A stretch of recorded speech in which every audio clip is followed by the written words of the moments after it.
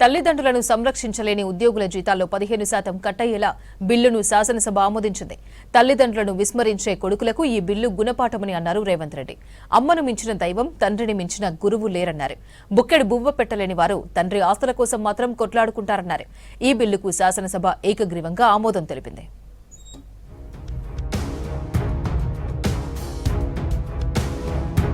అమ్మను మించిన దైవం, తండ్రిని మించిన గురువు లేరన్నారు ముఖ్యమంత్రి రేవంత్ రెడ్డి. తల్లిదండ్రులకు బుక్కెడ బువ్వ పెట్టినోళ్లు చనిపోయిన తరువాత ఆస్తుల పంపకాల కోసం మాత్రం కోట్లాడుకుంటున్నారన్నారు. తల్లిదండ్రుల సంరక్షణ బిల్లును సర్కార్ సభలో ఇంట్రొడ్యూస్ చేసి ఆమోదించింది. తల్లిదండ్రుల సంరక్షణ చూసుకోని వారి జీతం నుంచి 15% కట్ చేసేలా బిల్లును రూపొందించింది సర్కార్. తల్లిదండ్రులను విస్మరించే కొడుకులకు గుణపాఠం చెప్పేలా ఈ బిల్లు ఉంటుందన్నారు ముఖ్యమంత్రి. తల్లిదండ్రుల హక్కులను కాపాడాలని ఈ బిల్లు తెచ్చామన్నారు. ప్రజాప్రతినిధులతో పాటు, ప్రభుత్వ ఉద్యోగులతో పాటు, ప్రైవేటు ఉద్యోగులతో పాటు ఎవరెవరికైతే తల్లిదండ్రులకు పిల్లలు ఉన్నారో, పిల్లలు స్వార్థంతో కూడుకున్న ఆలోచనతోని తల్లిదండ్రులను నిర్లక్ష్యం చేసినరో ఆ పిల్లలకు గుణపాఠం చెప్పడానికే ఈ చట్టం తెచ్చినాం అధ్యక్ష. రేమండ్స్ అధినేత పద్మభూషణ్ అవార్డు గ్రహీత విజయపద్ సింఘానియా చివరి దశను గుర్తు చేశారు సీఎం రేవంత్. వేల కోట్లు సంపాదించినా చివరికి కొడుకు చేసిన ద్రోహంతో అనామకుడిగా తనువు చాలించాల్సి వచ్చిందన్నారు.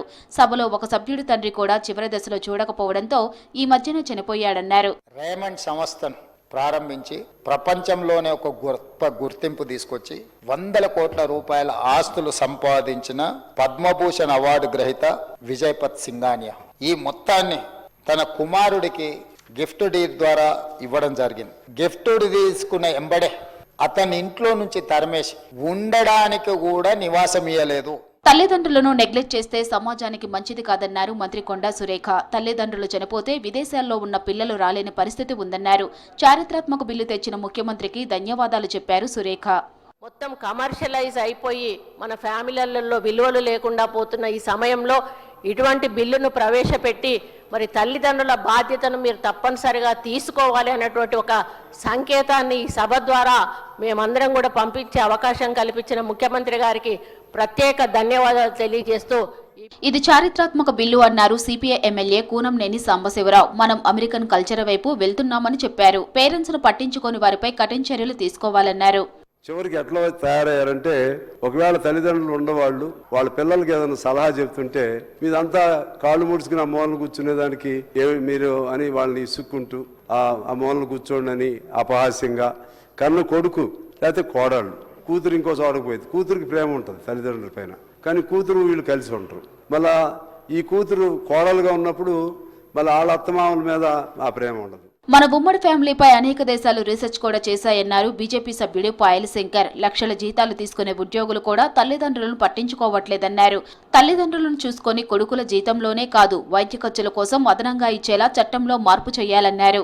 15% లేదా 10,000 రూపాయలకు మించకుండా అనేటటువంటి విషయాన్ని పొందుపరిచిన దాంట్లో ఈ 10,000 కాకుండా ఆయనకు జీతం ఎంత ఉంటే దాంట్లో 15% పెడితే బాగుంటుంది.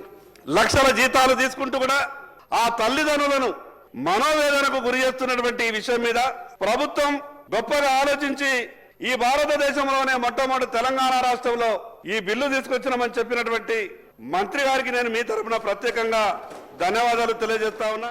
తల్లిదండ్రుల గొప్పతనాన్ని వివరిస్తూ అశ్వారావుపేట ఎమ్మెల్యే ఆదినారాయణ పాడిన పాట అందరినీ ఆకట్టుకుంది. అమ్మా నీకు వందనమే అంటూ సభలో పాట పాడి మెప్పించారు ఆదినారాయణ. అమ్మా నీకు వందనమే, మా తల్లి నీకు వందనమే, కన్నీళ్ళు ఇంకెన్నాళ్ళే తల్లి బిడ్డలము మేమున్నామమ్మా. అమ్మా నీకు వందనమే, మా తల్లి నీకు వందనమే, కన్నీళ్ళు ఇంకెన్నాళ్ళే తల్లి బిడ్డలము మేమున్నామమ్మా.